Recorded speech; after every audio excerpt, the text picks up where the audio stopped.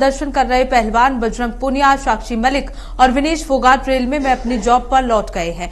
हालांकि इस बीच साक्षी मलिक ने पहलवानों के आंदोलन से पीछे हटने की खबर से इनकार कर दिया है। उन्होंने ट्वीट कर खबरों का खंडन किया है। साक्षी मलिक ने ट्वीट किया कि यह खबर बिल्कुल गलत है।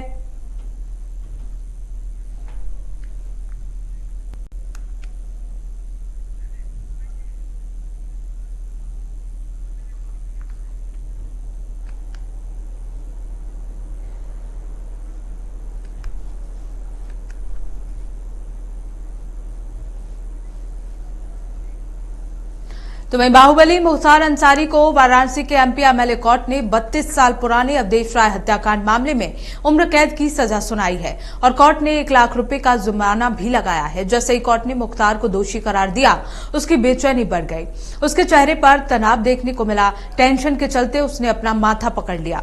कांग्रेस नेता अजय राय के भाई अवधेश राय की वाराणसी शहर के श्वेतगंज में 3 अगस्त 1991 को गोली मारकर हत्या कर दी गई थी। अवधेश राय की हत्या उस समय हुई थी जब उसने अपने भाई अजय राय के साथ घर के बाहर खड़े हुए थे। इसी बीच वैन से पहुंचे बदमाशों ने अवधेश को निशाना बनाकर अंधाधुंध फायरिंग शुरू कर दी थी।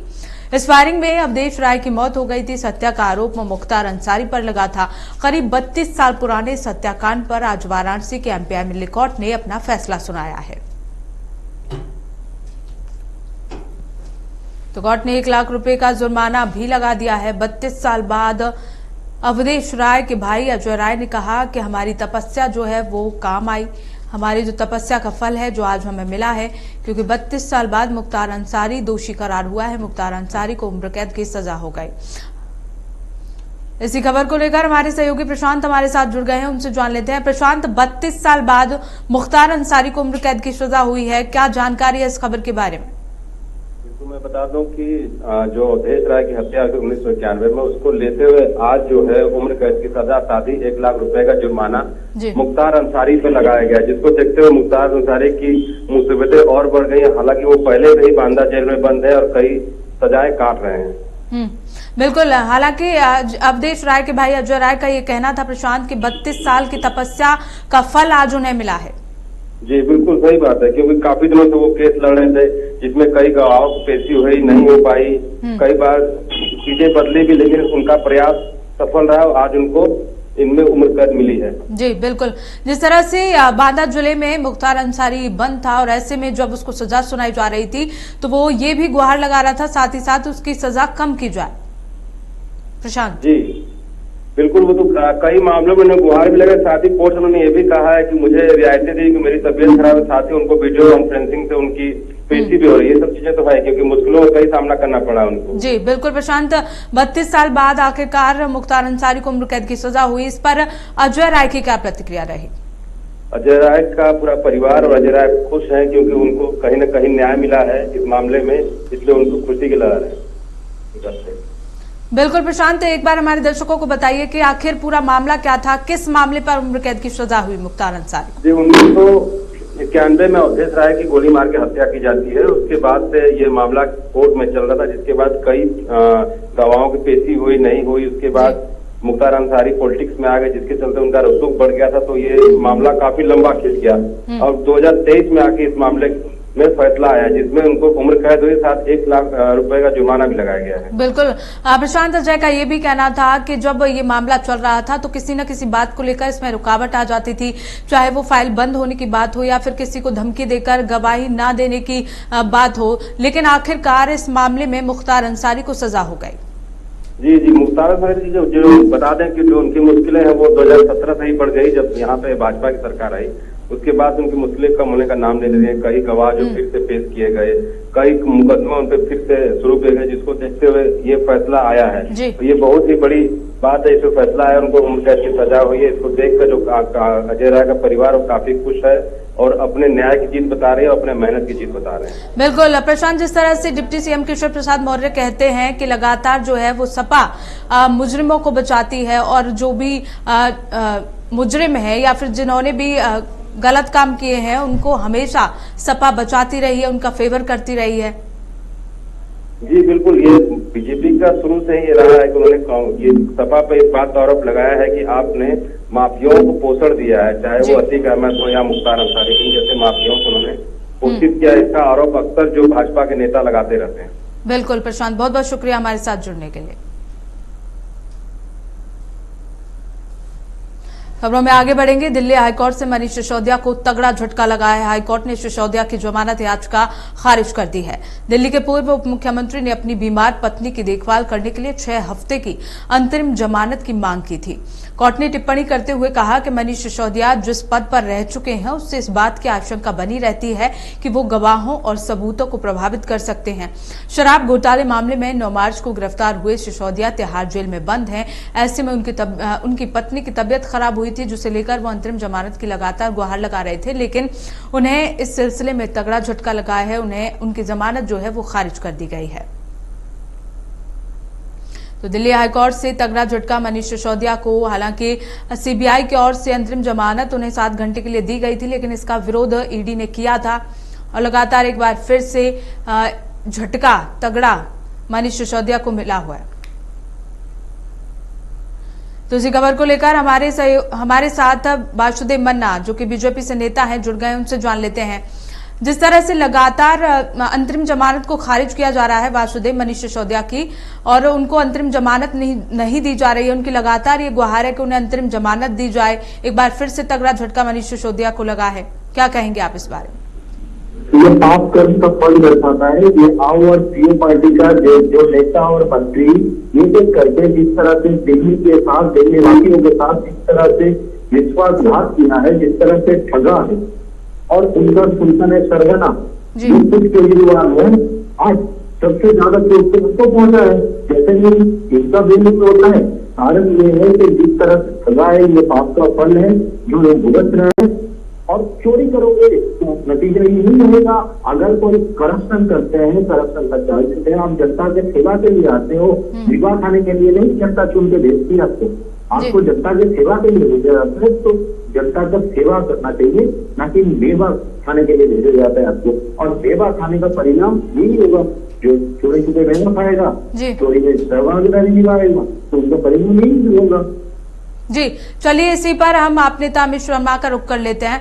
अमित शर्मा, जिस तरह से ये कहा जा रहा है कि जिस पद पर मनीष सिसोदिया रह चुके हैं, अगर अंतरिम जमानत मनीष सिसोदिया को दी जाती है तो वो गवाहों को प्रभावित कर सकते हैं। देखिए, मैंने आपको पहले भी कहा कि ये बीजेपी सरकार है और हंटर के जोर पे जो सरकार चलाने का काम करती है, ये 2024 में जनता इन चीजों का दिखा देगी। रह के बात मनीष सिसोदिया जी के ऊपर ना आरोप साबित कर पाए, ये जमानत रद्द करा सकते हैं। ये कोर्ट से भी ऊपर हो गया है भारतीय जनता पार्टी के तरफ। जमानत न्यायालय से मिलता है। एक एक करके बोलिए, आप दोनों की बातें किसी को समझ में नहीं आएंगी। अमित जी बोलिए। जिस तरह से अमित जी लगातार जिस तरह से मनीष सिसोदिया की याचिका को खारिज कर दिया गया, क्या लगता है विपक्ष के आरोपों को इससे दम मिलेगा? विपक्ष के आरोपों को दम मिले ना मिले, अरविंद केजरीवाल जी को बहुत बड़ी दम मिल रही है। और अरविंद केजरीवाल जी को जो दबाने का, 11 जून को एक महारैली करने जा रहे हैं रामलीला मैदान पे, और हम दिल्ली की शक्ति प्रदर्शन से दिखाने चाहते हैं इस देश के अंदर कि अरविंद केजरीवाल जी का ग्राफ गिरा नहीं है। अरविंद केजरीवाल जी का ग्राफ और मनीष सिसोदिया जी का ग्राफ हमेशा ऊपर रहा और बढ़ता रहा है। और आज के डेट में अग्रिम जमानत उनका खारिज कर दे, ये सुप्रीम कोर्ट की सुनती कहाँ है सरकार? केंद्र सरकार हंटर के जोर पे चला रही है। हमारे को सुप्रीम कोर्ट ने पूरी पावर के साथ दिल्ली सरकार को अपनी पोजीशन वापस करी है, लेकिन अध्यादेश लगा करके वापस ले ली है।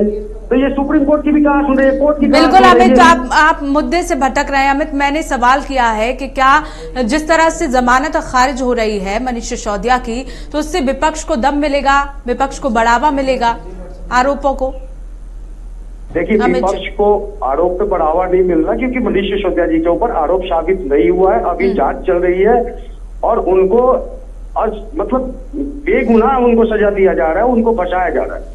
बिल्कुल जी, जिस तरह से अमित जी लगातार आप कह रहे हैं कि आरोप साबित नहीं हुआ है, लेकिन जमानत भी तो नहीं दी जा रही है मनीष सिसोदिया को। जमानत तो सत्येंद्र जैन जी की भी नहीं हुई थी, उन पर कौन सा आरोप साबित हो गया था? लेकिन ये प्रक्रिया लंबी होती है अमित जी, इसमें समय लगता है जी। कोर्ट की प्रक्रिया लंबी होती है, कानून की प्रक्रिया लंबी होती है, इसमें समय लगता है अमित जी। देखिए, कोर्ट की प्रक्रिया शॉर्ट में भी हो सकती थी अगर केंद्र सरकार की दबाव ना हो। केंद्र सरकार की 100% कोर्ट के ऊपर दबाव है, क्योंकि कोर्ट ने, सुप्रीम कोर्ट ने एक जजमेंट दिया हमारे पक्ष में 8 साल की लड़ाई लड़ने के बाद में, उसको भी अध्यादेश लगा करके इन्होंने वापस ले लिया। ये चाहते ही नहीं कि दिल्ली में अरविंद केजरीवाल जी की सरकार चले, और अरविंद केजरीवाल जी इतनी ईमानदारी से काम कर रहे हैं और ईमानदारों के राजनीति में कहीं जगह नहीं है। देखिए, परेशान कर सकते हैं, दुख नहीं दे सकते, ये सरकार है। आज तो आपको अभी भी भरोसा है कि मनीष सिसोदिया को जमानत मिल जाएगी? जी बिल्कुल मिलेगी। मनीष सिसोदिया जी ने किया क्या है? मनीष सिसोदिया जी बेकसूर है, बेगुनाह है। उनको परेशान कर सकते हैं, उनको दुख नहीं पहुंचा सकते, वो दुखी नहीं हो सकते। आज भी वो जेल में है और उन्होंने मैसेज दिया कि हम ठीक है, हमारे लिए कोई दिक्कत बात नहीं है, हम क्रांतिकारी आदमी है और हम एक आंदोलन से जुड़ करके यहाँ तक पहुंचे हैं और देश की हित के लिए फांसी पे भी दे दे तो हम भगत सिंह की तरह फांसी पे चढ़ने को तैयार है। बिल्कुल, तो लेकिन अमित जी, जिस तरह से आप कोर्ट और कानून की प्रक्रिया पर सवाल उठा रहे हैं वो भी तो सही नहीं है। देखिए, कोर्ट और कानून का प्रक्रिया तो आपको भी पता है और हमको भी पता है, पूरे देश को पता है, पूरी दिल्ली को पता है कि कोर्ट के ऊपर प्रतिक्रिया क्यों सवाल उठाए जा रहे हैं। क्योंकि जो चीज हमें पावर जब दी थी कोर्ट ने, एक बार आप भी देखिए कि उसको अध्यादेश लगा करके वापस ले लिया, उसके बाद भी कोर्ट उसके ऊपर कोई सुनवाई नहीं है, कोर्ट की छुट्टी पर मुद्दे पे आइए अमित जी, आप मुद्दे से भटक रहे हैं। हाँ, हमें विपक्ष से क्यों मिलना पड़ता है? इसीलिए तो हमें कानून पे भी भरोसा उठते जा रहा है। और अरविंद केजरीवाल जी आम आदमी पार्टी को नहीं, पूरे देश की जनता को कानून से भरोसा उठ जाएगा। हाँ। अगर इस तरीके से केंद्र सरकार चलती रही। क्यों आपको कानून पर क्यों भरोसा नहीं है अमित जी? कानून पे भरोसा तो तब करे कि कानून हमारी सुने, हमारी एक बार सुन करके फिर वापस हो जाती है फिर नरेंद्र मोदी जी की सरकार फिर वही काम कर देती है और कोर्ट चुपचाप देखती रहती है। तो कोर्ट पे से भरोसा, कानून पे से भरोसा हमारा ही नहीं, आम आदमी पार्टी का एक कार्यकर्ता, पूरे देश की जनता कोर्ट और कानून से भरोसा खत्म कर देंगी ये, क्योंकि हंटर की जड़ ये कानून ही चल रहा है, भाजपा का कानून चल रहा है, नरेंद्र मोदी जी का कानून चल रहा है।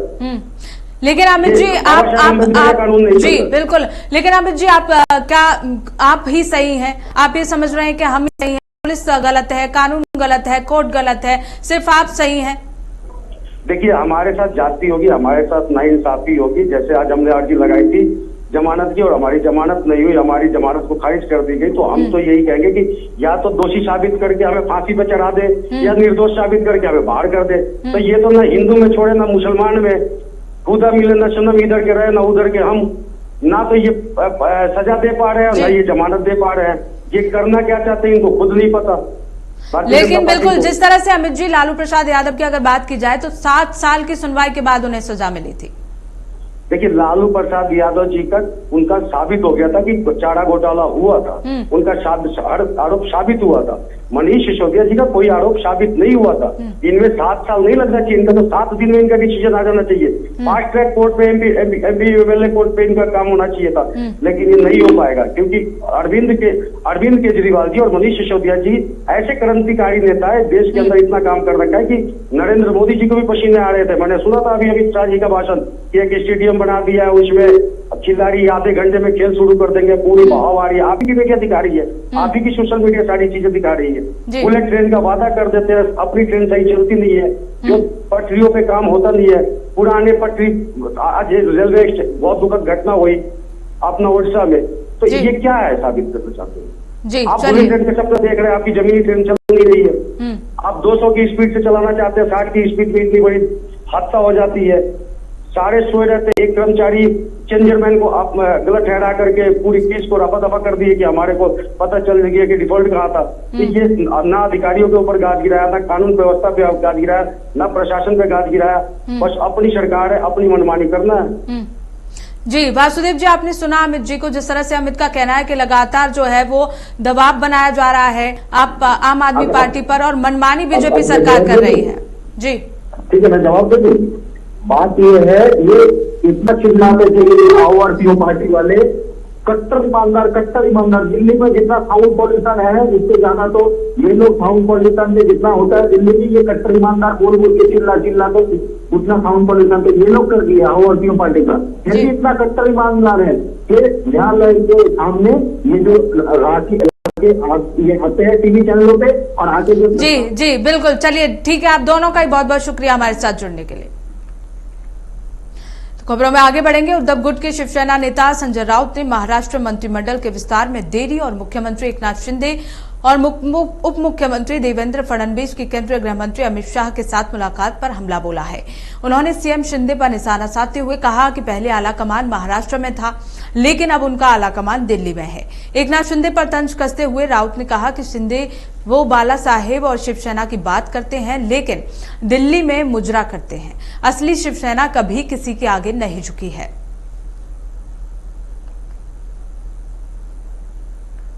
महाराष्ट्र में अब तक हाईकमांड मुंबई में बैठा था, अब मिस्टर शिंदे का हाईकमांड दिल्ली में है।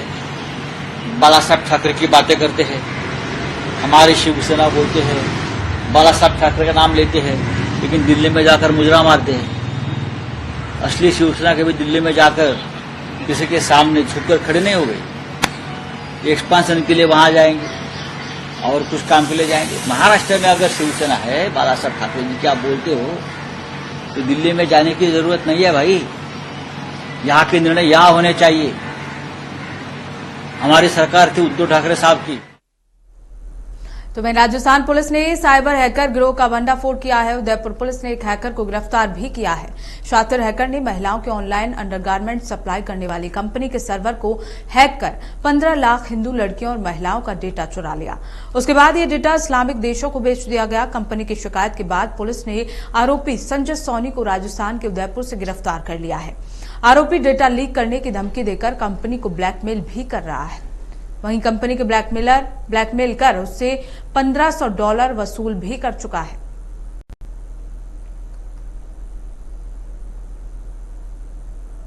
तो आरोपी को उदयपुर से गिरफ्तार कर लिया गया है। कंपनी के सर्वर को आरोपी ने हैक किया था। उसके बाद 15 लाख हिंदू लड़कियों के डेटा को भी बेच डाला, जिसके बाद पुलिस ने आरोपी को गिरफ्तार कर लिया है। डेटा इस्लामिक देशों को बेचा जा रहा था।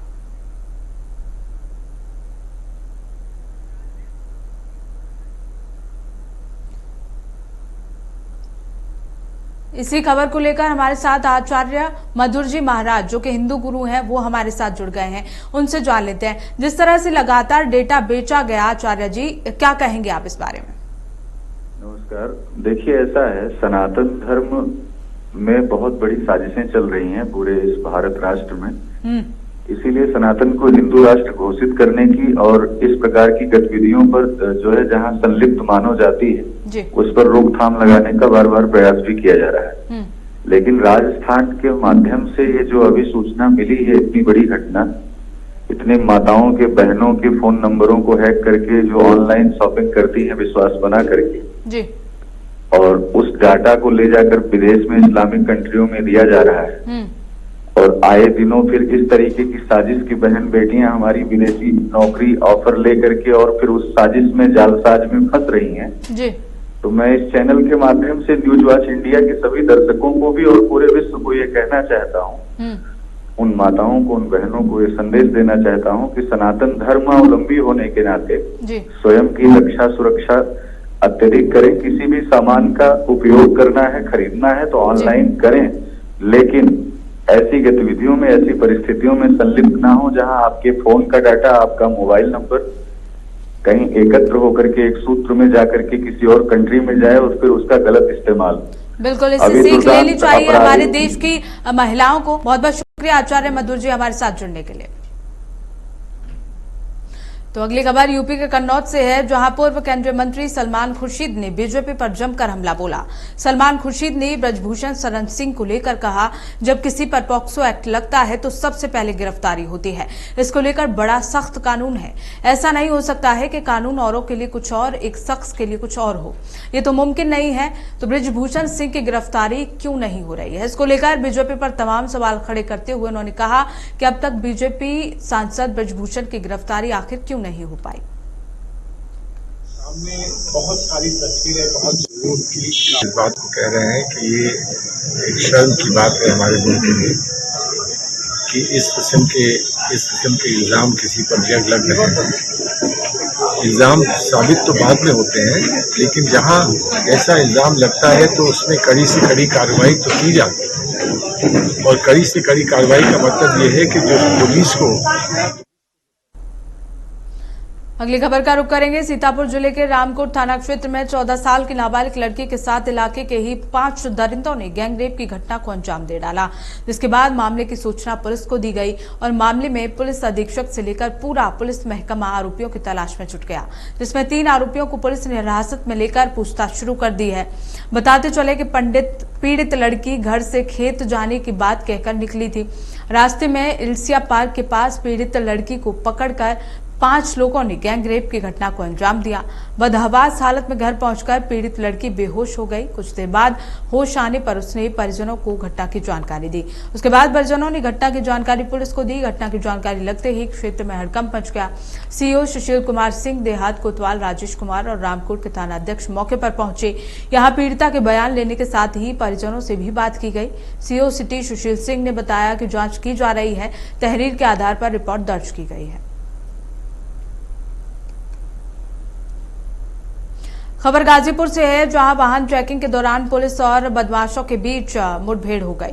जमकर फायरिंग हुई। फायरिंग के दौरान पुलिस की गोली लगने से एक बदमाश घायल हो गया।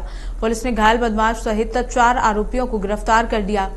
पकड़े गए बदमाशों के पास से 2 तमंचा, जिंदा कारतूस और चोरी की ट्रैक्टर ट्रॉली और बाइक भी बरामद की गई है। घटना की पुष्टि एसपी ओमवीर सिंह ने की। एसपी ओमवीर सिंह ने बताया कि थाना भावरकोल को सूचना मिली कि रोहतास जिले से ट्रैक्टर ट्रॉली चोरी कर कुछ बदमाश बेचने की फिराक में है, जिसके आधार पर भावरकोल थाने की पुलिस और एसओ टीम की ओर से संयुक्त रूप से अवधई मोड़ के पास वाहन चेकिंग अभियान चलाया जा रहा था और कार्रवाई करते हुए बदमाशों को गिरफ्तार किया गया।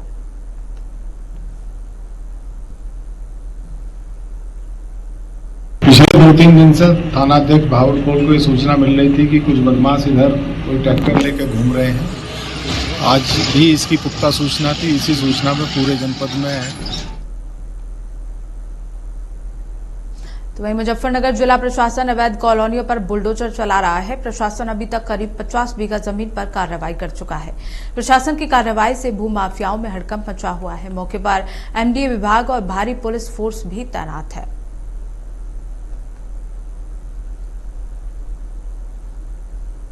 इसी बीच लखनऊ से ब्रेकिंग न्यूज का रुख कर लेते हैं। अधिवक्ताओं का स्वास्थ्य भवन चौराहे पर प्रदर्शन, साथ ही अधिवक्ता के साथ पुलिस ने की थी अभद्रता। अभद्रता के विरोध में धरना प्रदर्शन कर रहे अधिवक्ता इंदिरा नगर थाने में पुलिसकर्मियों से मारपीट हुई थी। बैरिकेडिंग लगाकर अधिवक्ताओं को पुलिस ने रोका। बड़ी संख्या में पुलिस फोर्स मौके पर तैनात की गई। तो तस्वीरें लखनऊ से, जहां बैरिकेडिंग लगाकर अधिवक्ताओं को रोकने की कोशिश की गई। बड़ी संख्या में पुलिस फोर्स मौके पर तैनात की गई। बता दें कि अधिवक्ताओं का स्वास्थ्य भवन चौराहे पर प्रदर्शन देखने को मिला। साथ ही अधिवक्ता के साथ पुलिस ने अभद्रता की। अभद्रता के विरोध में धरना प्रदर्शन कर रहे अधिवक्ता इंदिरा नगर थाने में पुलिस कर्मियों से मारपीट हुई। बैरिकेडिंग लगाकर अधिवक्ताओं को रोका गया और साथ ही साथ बड़ी संख्या में पुलिस फोर्स की मौके पर तैनाती की गई। अमरनाथ यात्रा में खलल डालने की पाकिस्तान और आतंकी साजिश का खुलासा हुआ है। पाकिस्तान की खुफिया एजेंसी आईएसआई की मदद से सीमा पर बैठे आतंकी संगठनों ने आगामी अमरनाथ यात्रा में खलल डालने के लिए साजिश रचनी शुरू कर दी है। आईएसआई के कहने पर पाकिस्तान रेंजरों और पाकिस्तानी सैनिकों के बंकरों में लश्कर और जैश-ए मोहम्मद के आतंकियों को पनाह दे रखी है। इन आतंकवादियों को हर हाल में अगले 1 महीने में घुसपैठ करने और अमरनाथ यात्रा शुरू होने से ठीक 2-3 दिन पहले बड़ा हमला करने के निर्देश दिए गए हैं। सियालकोट के नजदीक शकरगढ़, पुंछ में बिम्बर, मीरपुर और कोटली आदि में 30 से 40 प्रशिक्षित आतंकियों को तैयार किया गया है। ये आतंकवादी अगले 15 से 20 दिनों में कभी भी कहीं से घुसपैठ करने की कोशिश कर सकते हैं।